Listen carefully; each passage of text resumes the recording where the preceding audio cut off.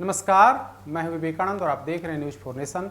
बिहार की बड़ी खबरों को लेकर के हम हाजिर हैं। आज हम आपको 3 जो बड़ी खबर बताएंगे, उसमें पहली जो खबर है कि अफवाह में जेडीयू फंस गई है, अब सीएम नीतीश को लेकर के सफाई दे रही है। दूसरी जो बड़ी खबर है कि बिहार मंत्रिमंडल में फेरबदल की चर्चा के बाद बीजेपी में हलचल तेज है। मंत्री यानी कि बीजेपी कोटे के मंत्री और विधायक जो मंत्री की रेस में हैं, दोनों परेशान हैं। तीसरी जो बड़ी खबर है कि सत्ता पक्ष और विपक्ष मैदान में उतर गया है। विधानमंडल का सत्र समाप्ति के बाद सभी नेता चुनावी प्रचार में जुट गए हैं। लेकिन खबर की शुरुआत जेडीयू से करेंगे, मुख्यमंत्री नीतीश कुमार से करेंगे। दरअसल एक चर्चा 2 दिन पहले शुरू हुई कि अब बिहार के मुख्यमंत्री नीतीश कुमार राज्यसभा जाएंगे। जैसे ही यह चर्चा शुरू हुई, न सिर्फ बिहार में बल्कि देश के कई राज्यों में, राजधानी दिल्ली तक में यह चर्चा हुई कि नीतीश कुमार अब बिहार की राजनीति को छोड़ देंगे, वे एक बार फिर से केंद्र में जाएंगे। कल परसों यह खबर बड़ी तेजी से फैली, कल दिन भर इस पर चर्चा होते रही। हालांकि कल शाम में मुख्यमंत्री नीतीश कुमार ने एक बार फिर से अनौपचारिक बातचीत में कहा कि हमारी अब कोई निजी इच्छा नहीं रही। हम तो विधायक के बाद सिर्फ सांसद ही बनना चाहते थे, लेकिन विधायक भी बने, सांसद भी बने, केंद्र में मंत्री भी रहे और बिहार में 16 सालों से मुख्यमंत्री हैं। इतने दिनों से हम बिहार का विकास कर रहे हैं। ऐसे में मेरी कोई भी व्यक्तिगत इच्छा अब नहीं रही। उनसे पूछा गया कि क्या आप राज्यसभा जाएंगे, तो उन्होंने कहा कि यह फालतू की बात है, इस तरीके की कोई हमारी इच्छा नहीं है। हालांकि उन्होंने इस चर्चा पर विराम लगाने की कोशिश जरूर की, लेकिन यह खबर इतनी तेजी से फैली कि अब बिहार से मुख्यमंत्री के तौर पर नीतीश कुमार काम नहीं करेंगे। बिहार से अब ये केंद्र में जाएंगे, बिहार की गद्दी को, बिहार की कुर्सी को वे छोड़ेंगे। तो इसको लेकर के तरह तरह की चर्चा न सिर्फ विपक्ष की तरफ से बल्कि सत्ता पक्ष में भी, खास करके बीजेपी नेताओं में यह तेजी से चर्चा हुई और कहा जाने लगा कि नीतीश कुमार का अब बिहार से मोह भंग हो गया है, उन्हें कुर्सी का अब मोह नहीं रहा। वैसे में वे अब एक सुरक्षित रास्ता तलाश रहे हैं और उसी रास्ते के तहत अब वे राज्यसभा जाएंगे। राज्यसभा में जाकर के बिहार से अपने आप को अलग कर लेंगे। तो राज्यसभा की जो चर्चा शुरू हुई, उसके बाद कहीं ना कहीं जेडीयू बैकफुट पर ही। हालांकि नीतीश कुमार खुद इस मामले में कहा कि अब उनकी कोई महत्वाकांक्षा नहीं है, कोई इच्छा भी नहीं है कि वे राज्यसभा जाएं, लेकिन अब जो है जेडीयू इस पर सफाई दे रही है। आज सुबह सुबह मुख्यमंत्री नीतीश कुमार के खासमखास संजय झा जो जल संसाधन मंत्री हैं, वे सामने आए। उन्होंने 2 ट्वीट किए और उन्होंने ट्वीट के माध्यम से सफाई देते हुए कहा कि मैं इस अफवाह से हैरान हूं कि मुख्यमंत्री नीतीश कुमार राज्यसभा जाने पर विचार कर रहे हैं। यह शरारती है और सच्चाई से बहुत दूर है। उनके पास बिहार की सेवा करने का जनादेश है और वे मुख्यमंत्री के रूप में पूरे कार्यकाल के लिए ऐसा करना जारी रखेंगे।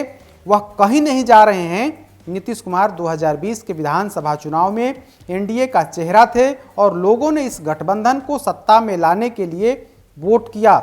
लोगों की सेवा करने की उनकी अटूट प्रतिबद्धता और बिहार को बदलने की क्षमता पवित्र है। मैं सभी से इस तरीके के दुष्प्रचार से दूर रहने का आग्रह करता हूं, जिससे बहुत कम लाभ होगा। यानी कि इस चर्चा से कोई लाभ होना नहीं है, ऐसा संजय झा कह रहे हैं। लेकिन आखिर उन्हें क्यों सफाई देनी पड़ी? जेडीयू के तमाम नेताओं को सफाई क्यों देनी पड़ रही है कि मुख्यमंत्री नीतीश कुमार राज्यसभा नहीं जा रहे हैं, जबकि मुख्यमंत्री ने भरे मन से जरूर कहा कि अब उनकी कोई महत्वाकांक्षा नहीं है, बिहार में अब बहुत हुआ। यानी कि कहीं ना कहीं अब बिहार की राजनीति से, बिहार में जो काम कर रहे हैं उससे उनका मोह भंग होते हुए दिख रहा है। इसके बाद जेडीयू की तरफ से सफाई आया है। न सिर्फ संजय झा बल्कि उसके बाद जेडीयू संसदीय बोर्ड के राष्ट्रीय अध्यक्ष उपेंद्र कुशवाहा ने भी सफाई देते हुए कहा है कि बिहार के मुख्यमंत्री के तौर पर नीतीश कुमार 5 सालों तक काम करेंगे, वे कहीं नहीं जा रहे हैं। उपेंद्र कुशवाहा ने कहा कि अरे भाई, आदरणीय नेता नीतीश कुमार जी को फिलहाल 5 वर्षों के लिए बिहार की जनता ने सेवा का जनादेश दिया है। ये अर्थात नीतीश कुमार कहीं नहीं जाने वाले हैं, मुख्यमंत्री हैं और रहेंगे। यानी कि जेडीयू की तरफ से कहा जा रहा है कि मुख्यमंत्री हैं और आगे भी रहेंगे। हालांकि बीजेपी जैसे ही यह चर्चा शुरू हुई कि नीतीश कुमार राज्यसभा जाएंगे, इसके बाद जेडीयू के बीजेपी के कई विधायकों ने कहा कि अब बिहार की सत्ता, बिहार की मुख्यमंत्री की कुर्सी बीजेपी को सौंप देनी चाहिए, तारकिशोर प्रसाद को मुख्यमंत्री बनाया जाना चाहिए। बीजेपी के विधायक हैं, नीतीश कैबिनेट में पूर्व मंत्री रहे हुए हैं, विनय बिहारी ने इसकी शुरुआत की और कहा कि अब हम बीजेपी को बिहार में राज का अधिकार, बिहार में शासन का अधिकार मिलना चाहिए, बिहार में मुख्यमंत्री की कुर्सी अब बीजेपी के हवाले होनी चाहिए, क्योंकि बीजेपी सबसे बड़ी पार्टी है। मुख्यमंत्री नीतीश कुमार ने लंबे समय तक बिहार की सेवा की है। ऐसे में अगर वे राज्यसभा जाते हैं तो अच्छी बात है। न सिर्फ विनय बिहारी बल्कि कई अन्य विधायकों ने परोक्ष रूप से कहा कि निश्चित तौर पर अगर उन्होंने यह फैसला लिया है तो बिहार के साथ साथ, अब वे केंद्र की राजनीति अगर करते हैं तो निश्चित तौर पर बिहार के साथ साथ देश का भला होगा। वहीं पर्दे के पीछे से कई जो बीजेपी के विधायक हैं, उन्होंने साफ कहा कि अब बहुत हुआ, 16 साल का समय कम नहीं होता है। वैसे भी बिहार में अब जिस तरीके से अफसरशाही और अपराध दोनों बढ़ गए हैं, दोनों से कहीं ना कहीं सरकार का नियंत्रण पूरी तरीके से खत्म हो गया है, सरकार का इकबाल लगातार घटते जा रहा है। तो वैसी स्थिति में मुख्यमंत्री नीतीश कुमार को कुर्सी छोड़ ही देनी चाहिए और उन्हें रास्ता, एक सुरक्षित रास्ता तलाशना चाहिए।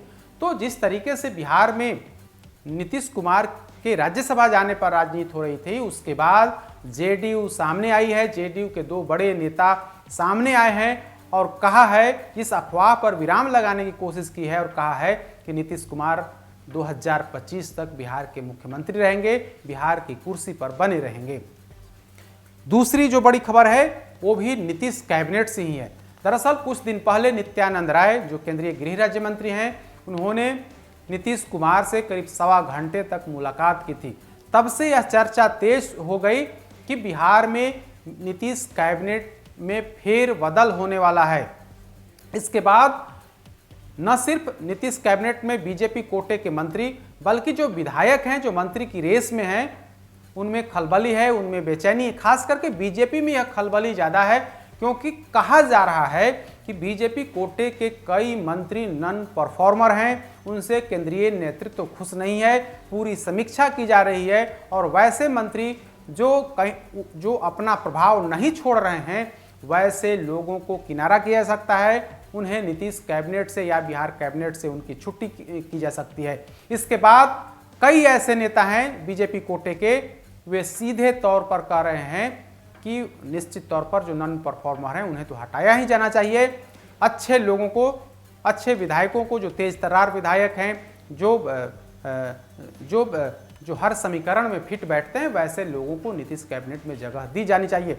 खबर तो यह भी है कि नीतीश कैबिनेट में बीजेपी कोटे के जो 2 डिप्टी सीएम हैं, उन पर भी तलवार है, उनकी भी छुट्टी हो सकती है। हालांकि कहीं से कोई आधिकारिक तौर पर इस संबंध में कोई बयान जारी नहीं हो रहा है बीजेपी की तरफ से, लेकिन बीजेपी के एक बड़े नेता ने यह जरूर बताया है कि बिहार में जो उपचुनाव हो रहे हैं, बोचहां सीट पर, उपचुनाव रिजल्ट के बाद बिहार में बहुत कुछ बदलने वाला है। बिहार में बड़े स्तर पर कैबिनेट में फेरबदल होगा, उसमें बीजेपी के कई मंत्री नप सकते हैं, उनकी छुट्टी हो सकती है, उनकी जगह पर समीकरण का ध्यान रखा जाएगा और उस समीकरण से कैबिनेट में विधायकों को जगह दी जाएगी, उन्हें मंत्री बनाया जाएगा। लेकिन इस खबर के बाद जो नीतीश कैबिनेट में जो मंत्री शामिल हैं, वे टेंशन में आ गए हैं। उन्हें लग रहा है कि शायद बीजेपी नेतृत्व उनकी छुट्टी कर सकती है। वहीं वैसे विधायक जो मंत्री की रेस में हैं,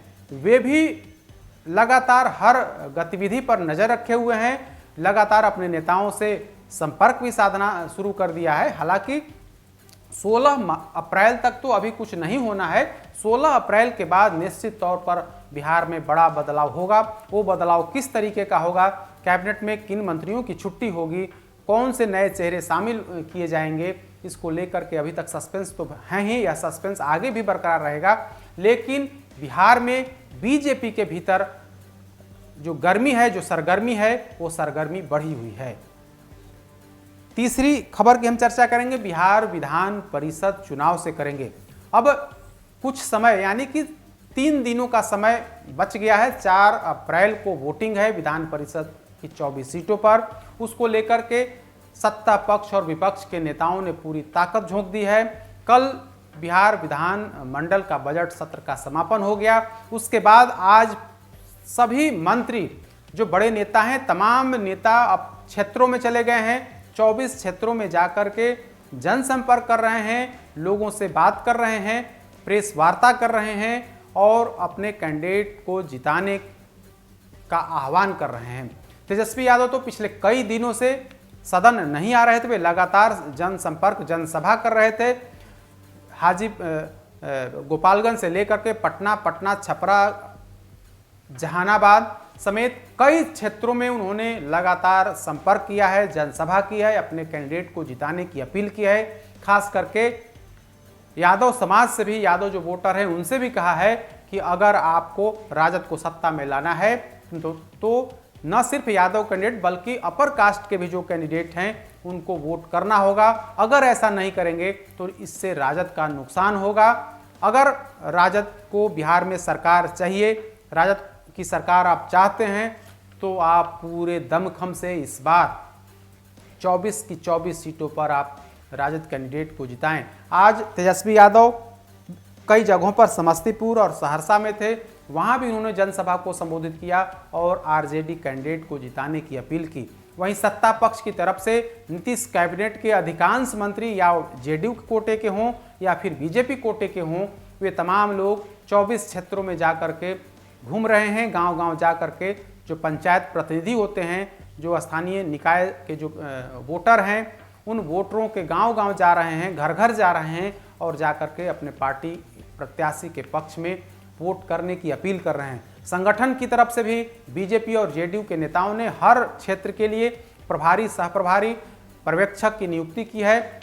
बीजेपी के प्रदेश अध्यक्ष आज अपने क्षेत्र यानी कि मोतिहारी के रक्सौल में वहाँ के जो प्रत्याशी हैं उनके पक्ष में जनसभा किया, वहाँ पर मीटिंग की, लोगों से मुलाकात की और पार्टी प्रत्याशी को जिताने की अपील की। वहीं जेडीयू के जो राष्ट्रीय अध्यक्ष हैं ललन सिंह, वे भी लगातार मेहनत कर रहे हैं। खास करके मुंगेर जो उनका संसदीय क्षेत्र है, जहां से उनके खास कैंडिडेट चुनावी मैदान में हैं, उनको जिताने के लिए ललन सिंह एड़ी चोटी एक किए हुए हैं, खूब पसीना बहा रहे हैं। वहीं तमाम जो मंत्री हैं, दोनों डिप्टी सीएम तारकिशोर प्रसाद, रेणु देवी से लेकर के अन्य जो मंत्री हैं, सम्राट चौधरी, अशोक चौधरी, जीवेश मिश्रा समेत तमाम जो मंत्री हैं, उन लोगों ने पूरी ताकत लगा दी। अब देखने वाली बात होगी कि 4 अप्रैल को जब मतदान होगा तो उसमें किस प्रत्याशी के पक्ष में लोग वोट करते हैं, अब यह देखने वाली बात होगी। लेकिन सभी दल के नेता पूरे दमखम से चुनावी प्रचार में जुटे हुए हैं। तो ये 3 बड़ी खबरें थी, तीनों के बारे में हमने आपको विस्तार से बताया। कल फिर से बड़ी खबरों को लेकर के हम हाजिर होंगे, तब तक हमें दीजिए इजाजत। नमस्कार।